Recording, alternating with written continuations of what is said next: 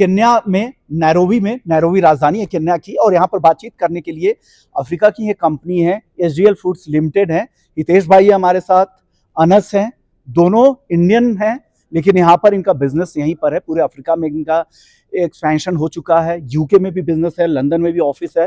Company करती क्या ये पहले समझते हैं, फिर आगे आपको एग्री मार्केट के आउटलुक के बारे में ही बताएंगे। हितेश जी, सबसे पहले अपने बिजनेस के बारे में बताइए। एसडीएल किस किस एग्री कमोडिटीज में डील करती है यहाँ? जी sir, we are dealing with spices, pulses, grains and oil seeds. We have a 400 plus SKUs in our brand. Okay. Majorly we are manufacturer of spices and flours. Okay. The rest of the products we are procuring from the companies and we are doing private label in our brand. Okay, तो spices आप यहाँ पे अगर बनाते होंगे या packaging यहाँ पे होती होगी, प्रोसेसिंग होती होगी, आपका प्रोक्योरमेंट कहाँ होता है? इंडियन मार्केट से? हाँ, इंडिया से भी क्या करते हैं स्पाइसेस में? क्या क्या करते हैं? स्पाइसेस में क्यूमिन सीड्स है, चिली है, धनिया है, क्यूमिन सीड्स है। कहाँ से? राजस्थान, गुजरात में? पूरे ऑल ओवर इंडिया, पूरे इंडिया से आता है हमारा माल। लाइक राजस्थान से भी आता है जो धनिया वगैरह, क्यूमिन सीड्स। क्या होते हैं? बहुत बार होता है कि सर्टिफिकेशन को लेके, एडल्ट्रेशन को लेके। Exactly. हाँ, एडल्ट्रेशन के लिए, because we are exporting as well in Europe. So European Union, you know that there is a pesticide residues limit. So we have to sometimes, we have to find out in the market, from the market, कि कहाँ से ये actually EU पास material हमें मिल जाएगा। Okay, कितना percentage आप India से procure करते हैं और कितना अन्य देशों से यहाँ पे माल खरीदते होंगे मसालों में? ज्यादातर तो हम इंडिया से ही सब माल मंगवाते हैं, और रेस्ट ऑफ प्रोडक्ट्स है हम वियतनाम से भी, जो स्टार अनीस सीड वगैरह है जो इंडिया में नहीं होता, और रेस्ट ऑफ दैट मेनली तो स्टार अनीस। ओके, क्या चैलेंजेस और आते हैं? आपने कहा कि आप यहाँ से भारत से इंपोर्ट करते हैं मसालों को, यहाँ प्रोसेसिंग करके, पैकेजिंग करके, फिर ये दुनिया के दूसरे कोने में बेचते हैं जहाँ पे इनके बहुत सारे चैलेंजेस आते हैं, क्वालिटी इश्यूज वगैरह आती है। वो इशू को टेक ऑफ करने के लिए, उसको सही करने के लिए क्या करते हैं? Majorly we have to we have to find a proper हमें जो हमारा प्रोक्योरमेंट डिपार्टमेंट है, we have a ecosystem। पूरा प्रोक्योरमेंट वहीं से होती है। Almost we are doing two times lab test करवाते हैं, जो एक रॉ मटेरियल्स आता है। इन केस अगर टेस्टिंग में अगर कोई फेल होता है, क्या माल को आप वापस भेज देते हैं?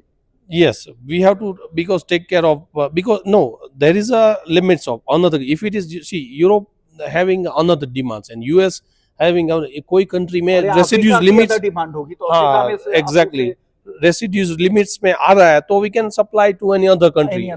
Yes, exactly. प्राइसिंग भी उसी आधार पे तय होते हैं। Yes, exactly sir. ओके, आप राइस को लेकर आपसे मैं जानना चाह रहा था, राइस को लेकर क्या स्थिति है? जी, राइस को लेके काफी बढ़िया अभी एक्सपोर्ट हो रहा है इंडिया से हो रहा है जी।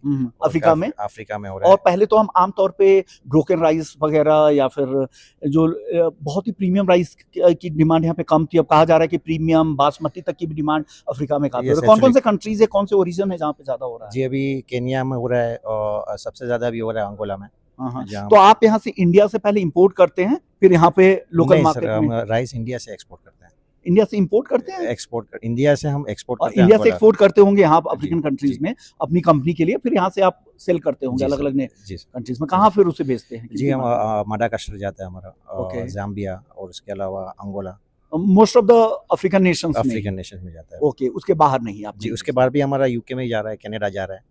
सरकार की पॉलिसी किस तरह की? सरकार की पॉलिसी सपोर्टिव है? जी, सपोर्टिव है। अभी राइस के लिए सपोर्टिव है, गेहूं के लिए अभी उन्होंने बैन लगाया हुआ है। क्या प्राइस पैरिटी नहीं बैठ रही? क्योंकि $270-280 प्रति टन के आसपास का एफओवी है इंडिया का, 235-240 रशिया का है, 210 के आसपास अर्जेंटीना का है। नहीं सर, वो प्राइस तो तभी होगा जब इंडिया बैंड खोलेगा। हमको पता ही नहीं चलेगा कि क्या प्राइस पे हम पार्टी। नहीं तो 50 टन का एक्सपोर्ट तो खुला हुआ है ना लोगों को? नहीं सर, हमारा बल्क क्वांटिटी होता है, 20,000 टन 50,000 टन ऐसा होता है, तो उसके लिए हमको एक कोटा होता है। ओके, वो कोटा के अंदर हमको अप्लाई करना होता है। ओके, तो they are giving you some relief for African? Sir अभी तो नहीं है, क्योंकि हमारा इंडिया के अंदर ही कंजप्शन इतना है कि गवर्नमेंट प्रोक्योरमेंट ले रही है कि वो भी एक्सपोर्ट नहीं खोल रही है। ओके जी, तो इस तरह की चैलेंजेस यहाँ पे आ रहे हैं। राइस में आपको खुल के कर रहे हैं। और कौन कौन से एग्री कमोडिटी जो आप इंपोर्ट करते हैं इंडिया? जी, अभी हमने बायो फर्टिलाइजर, जो ऑर्गेनिक फर्टिलाइजर है, वो काफी डिमांड में है, और उसका हमने मैन्युफैक्चरिंग किया है, और अभी हम वो काफी बल्क कंट्री में कर रहे हैं, अफ्रीका रीजन में। ओके, अब प्राइसेस की बात करते हैं। किस एग्री कमोडिटीज के प्राइसेस आपको ज्यादा यहाँ ऊपर से जाते दिख रहे हैं? जी, मुझे यहाँ से शुगर के, हाँ हाँ और उसके अलावा राइस के भी लग रहा है कि क्योंकि ओशियन फ्रेट वगैरह जो है हार्मुज की वजह से उसका बर्डन प्राइसिंग पे आता है। Okay, freight cost, insurance cost, Yes. Container की दिक्कतें, Yes, sir. तमाम Yes, sir. दिक्कतें। Yes, sir. और वैसे भी इंडिया में तो कहा जा रहा है कि बहुत डेफिसिट की स्थिति बन गई शुगर की, तभी Yes, sir. आनन फानन में वहाँ पे एक्सपोर्ट भी बंद Yes, sir. करना Yes, पड़ा। sir. Yes, sir. स्पाइसेस को लेकर क्या है, क्योंकि स्पाइसेस के हमारे बहुत सारे व्यूअर्स हैं जो हल्दी, जीरा, धनिया वो हमेशा ट्रैक करते हैं, मुझे फॉलो भी करते हैं। जी सर। उसके प्राइसेस को लेकर क्या जी outlook उसके है? प्राइसेस में जैसे कहाँ मानसून- तेजी ज्यादा दिख रही है, जीरे जी- में, धनिया में, हल्दी जी में? वो सब डिपेंड है मानसून पे। हाँ, और हाँ। उसके बाद जो गवर्नमेंट के जो एमएसपी के प्राइसिंग है